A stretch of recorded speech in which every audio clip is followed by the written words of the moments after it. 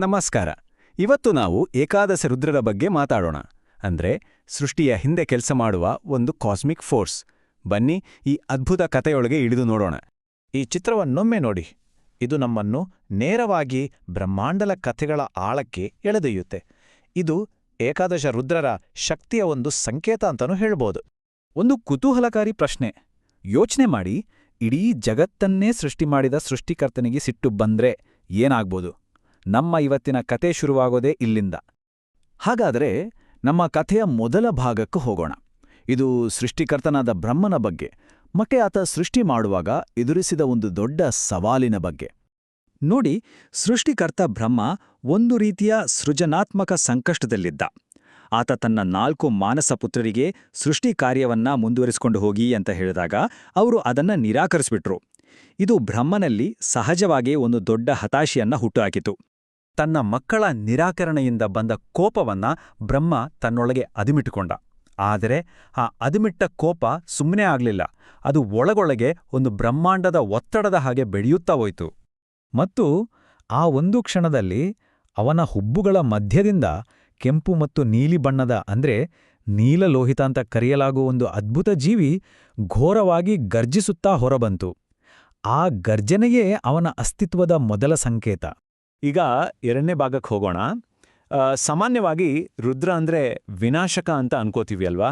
ಆದರೆ ಇಲ್ಲಿ ನಾವು ರುದ್ರನನ್ನ ಸೃಷ್ಟಿಗೆ ಬೇಕಾದ ಸಿದ್ಧತೆ ಮಾಡೋ ಶಕ್ತಿಯಾಗಿ ನೋಡೋಣ. ಈ ಮಾತುಗಳನ್ನ ಗಮನಿಸಿ. ಗರ್ಜನೆಯಿಂದ ಜನಿಸಿದ ಜೀವಿ ಸೃಷ್ಟಿಗೆ ದಾರಿ ಮಾಡಿಕೊಡಲು ಬಂದವನು. ಇದು ರುದ್ರನ ನಿಜವಾದ ಉದ್ದೇಶವನ್ನ ಒಂದೇ ಸಾಲಿನಲ್ಲಿ ಸ್ಪಷ್ಟಪಡಿಸುತ್ತೆ. ರುದ್ರ ಅನ್ನೋ ಹೆಸರಿನ ಅರ್ಥವೇ ಗರ್ಜಿಸುವವನು ಅಂತ. ಅವನ ಆ ಗರ್ಜನೆ ಕೇವಲ ಒಂದು ಶಬ್ದವಾಗಿರಲಿಲ್ಲ. ಅದು ಎಲ್ಲೆಡೆ ಇದ್ದ ಅವ್ಯವಸ್ಥೆಯನ್ನು ಹೋಗಲಾಡಿಸಿ ಒಂದು ಕ್ರಮಬದ್ಧ ವ್ಯವಸ್ಥೆಯನ್ನ ಸ್ಥಾಪಿಸುವ ಮೊದಲ ಕಾಸ್ಮಿಕ್ ವೈಬ್ರೇಷನ್ ಅಂದ್ರೆ ಸ್ಪಂದನವಾಗಿತ್ತು. ಈ ಹೋಲಿಕೆಯನ್ನೊಮ್ಮೆ ನೋಡಿ. ರುದ್ರ ಬರೋದಕ್ಕಿಂತ ಮುಂಚೆ ಬರೀ ಕತ್ತಲೆ ಮತ್ತು ಅವ್ಯವಸ್ಥೆ. ಆಮೇಲೆ ಅವನ ಗರ್ಜನೆಯಿಂದಾಗಿ ಒಂದು ಕ್ರಮ, ಒಂದು ಕಂಪನ ಹಾಗೂ ಸೃಷ್ಟಿಗೆ ಬೇಕಾದ ಒಂದು ಖಾಲಿ ಜಾಗ ಸಿದ್ಧವಾಯಿತು. ಇದು ಬ್ರಹ್ಮಾಂಡದ ಬಿಫೋರ್ ಮತ್ತು ಆಫ್ಟರ್ ಚಿತ್ರಣ ಇದ್ದಾಗೆ. ಈ ಜಾಮಿತೀಯ ರೇಖಾಚಿತ್ರ ಇದೆಯಲ್ಲ, ಇದು ರುದ್ರ ಸ್ಥಾಪಿಸಿದ ಆ ಬ್ರಹ್ಮಾಂಡದ ಕ್ರಮಬದ್ಧತೆಯ ಒಂದು ದೃಶ್ಯ ರೂಪಕ.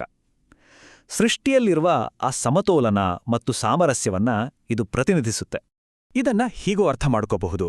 ಒಂದು ದೊಡ್ಡ ಕಟ್ಟಡ ಕಟ್ಟೋಕ್ ಮೊದಲು ಜಾಗವನ್ನ ಹೇಗೆ ಕ್ಲೀನ್ ಮಾಡಿ ನೆಲವನ್ನ ಸಿದ್ಧಪಡಿಸ್ತಾರೋ ಅದೇ ರೀತಿ ರುದ್ರನು ಇಡೀ ಬ್ರಹ್ಮಾಂಡವನ್ನ ಸೃಷ್ಟಿಗಾಗಿ ಸಿದ್ಧಪಡಿಸಿದ. ಬ್ರಹ್ಮನ ಕೆಲ್ಸಕ್ಕೆ ಒಂದು ಕ್ಲೀನ್ ಸ್ಲೇಟ್ ಕೊಟ್ಟ ಹಾಗೆ.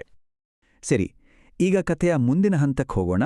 ಈ ಏಕೈಕ ರುದ್ರಶಕ್ತಿ ಇಡೀ ಸೃಷ್ಟಿಯಲ್ಲಿ ಹೇಗೆ ಹಂಚೋಗಿದೆ ಅಂತ ನೋಡೋಣ. ಹಾಗಾದ್ರೆ ಈ ಕಾಸ್ಮಿಕ್ ಶಕ್ತಿ ಎಲ್ಲಿ ವಾಸಿಸುತ್ತೆ? ರುದ್ರನಿಗೆ ವಾಸ ಮಾಡಕ್ಕೆ 11 ಪ್ರಮುಖ ಸ್ಥಾನಗಳನ್ನ ಕೊಡ್ಲಾಯಿತು. ಮೊದಲು ಈ ಬ್ರಹ್ಮಾಂಡದ ಬೃಹತ್ ಅಂಶಗಳು: ಸೂರ್ಯ, ಚಂದ್ರ, ಆಕಾಶ, ವಾಯು, ಅಗ್ನಿ ಮತ್ತು ಜಲ. ಆ ಪಟ್ಟಿ ಇಲ್ಲಿ ಮುಂದುವರಿಯುತ್ತೆ. ಪೃಥ್ವಿ, ನಮ್ಮೊಳಗಿನ ಪ್ರಾಣಶಕ್ತಿ, ತಪಸ್ಸು, ಹೃದಯ ಮತ್ತು ನಮ್ಮ ಇಂದ್ರಿಯಗಳು. ಅಂದ್ರೆ ರುದ್ರನ ಶಕ್ತಿ ಹೊರಗಿನ ಬ್ರಹ್ಮಾಂಡದಿಂದ ಹಿಡಿದು ನಮ್ಮೊಳಗಿನ ಸೂಕ್ಷ್ಮ ಪ್ರಪಂಚದವರೆಗೂ ವ್ಯಾಪಿಸಿದೆ. ಈಗ ಈ 11 ನೆಲೆಗಳಲ್ಲಿ ರುದ್ರನು ಹೇಗೆ 11 ಬೇರೆ ಬೇರೆ ರೂಪಗಳಾಗಿ ನಿರ್ದಿಷ್ಟ ಶಕ್ತಿಗಳೊಂದಿಗೆ ಪ್ರಕಟಗೊಳ್ಳುತ್ತಾನೆ ಅನ್ನೋದನ್ನ ನೋಡೋಣ. ಈ ಪಟ್ಟಿಯಲ್ಲಿ ಮೊದಲ 6 ರುದ್ರರನ್ನ ನೋಡೋಣ. ಇವು ಬರೀ ಹೆಸರುಗಳಲ್ಲ, ಬದಲಿಗೆ ಬ್ರಹ್ಮಾಂಡವನ್ನ ನಡೆಸುವ ಮೂಲಭೂತ ತತ್ವಗಳು. ಉದಾಹರಣೆಗೆ ಮೊದಲನೇದು ಮನ್ಯು. ಅದರ ಶಕ್ತಿ ಧೀ ಅಂದ್ರೆ ಏಕಾಗ್ರತೆಯ ಇಚ್ಛಾಶಕ್ತಿ. ನಾವು ಒಂದು ಗುರಿಯನ್ನ ಸಾಧಿಸೋಕೆ ಬೇಕಾದ ಫೋಕಸ್ ಇದೇ ಶಕ್ತಿಯಿಂದ ಬರೋದು. ಹೀಗೆ ಪ್ರತಿಯೊಂದು ಹೆಸರು ಒಂದೊಂದು ಮಹತ್ವದ ಕಾರ್ಯವನ್ನ ಸೂಚಿಸುತ್ತೆ. ಈಗ ಉಳಿದ 5 ರುದ್ರರನ್ನ ನೋಡೋಣ. ಇವು ಕೂಡ ಅಷ್ಟೇ ಪ್ರಮುಖವಾದ ತತ್ವಗಳು. ಉದಾಹರಣೆಗೆ ಕಾಲ ಅನ್ನೋ ರುದ್ರನ ಶಕ್ತಿ ಇರಾವತಿ, ಅಂದ್ರೆ ಅಂತಹ ಪ್ರಜ್ಞೆಯ ಶಕ್ತಿ. ಒಂದು ಮಿಂಚಿನ ಹೊಳಪಿನ ಹಾಗೆ ಸಡನ್ನಾಗಿ ಬರುವ ಜ್ಞಾನ ಇದೆಯಲ್ಲ, ಅದು. ಅದೇ ರೀತಿ ಧೃತವ್ರತ ಅಂದ್ರೆ ಉದ್ದೇಶ ಮತ್ತು ನಿರಂತರತೆ. ಈ ಎಲ್ಲ ತತ್ವಗಳು ನಮ್ಮ ಜೀವನದ ಪ್ರತಿಯೊಂದು ಕ್ಷಣವನ್ನು ನಿಯಂತ್ರಿಸ್ತವೆ. ಸರಿ, ನಾವೀಗ ನಮ್ಮ ವಿಶ್ಲೇಷಣೆಯ ಕೊನೆಯ ಭಾಗಕ್ಕೆ ಬಂದಿದ್ದೇವೆ. ಇಷ್ಟೆಲ್ಲ ಬ್ರಹ್ಮಾಂಡದ ಕಥೆ ಕೇಳಿದ್ವಿ. ಆದರೆ ಈ ಕಥೆಗೂ ನಮ್ಮ ಅನುಭವಕ್ಕೂ ನೇರವಾಡು ಏನ್ ಸಂಬಂಧ? ನೋಡೋಣ ಬನ್ನಿ. ಇದು ತುಂಬಾನೇ ಕುತೂಹಲಕಾರಿ. ನೋಡಿ, ಆ 11 ಬ್ರಹ್ಮಾಂಡೀಯ ನೆಲೆಗಳು ನಮ್ಮ ದೇಹದಲ್ಲೇ ಇವೆ. ನಮ್ಮ 5 ಜ್ಞಾನೇಂದ್ರಿಯಗಳು, 5 ಕರ್ಮೇಂದ್ರಿಯಗಳು ಮತ್ತು ಇವೆಲ್ಲವನ್ನೂ ನಿಯಂತ್ರಿಸುವ ಮನಸ್ಸು ಒಟ್ಟಿಗೆ 11. ಈ ಜಾಮಿತಿಯ ರೇಖಾಚಿತ್ರವನ್ನ ಮತ್ತೆ ನೋಡೋಣ. ಈಗಿದರ ಅರ್ಥ ಇನ್ನೂ ಆಳ್ವಾಗ್ ಕಾಣಿಸ್ತೆ ಅಲ್ವಾ? ಹೊರಗಿನ ಬ್ರಹ್ಮಾಂಡದ ಆ ಕ್ರಮಬದ್ಧತೆ ನಮ್ಮೊಳಗೆ ಪ್ರತಿಬಿಂಬಿತವಾಗಿದೆ ಅನ್ನೋದಕ್ಕೆ ಇದು ಒಂದು ಸಂಕೇತ. ಹಾಗಾದ್ರೆ ಇದರ ಒಟ್ಟು ಸಾರಾಂಶ ಏನು?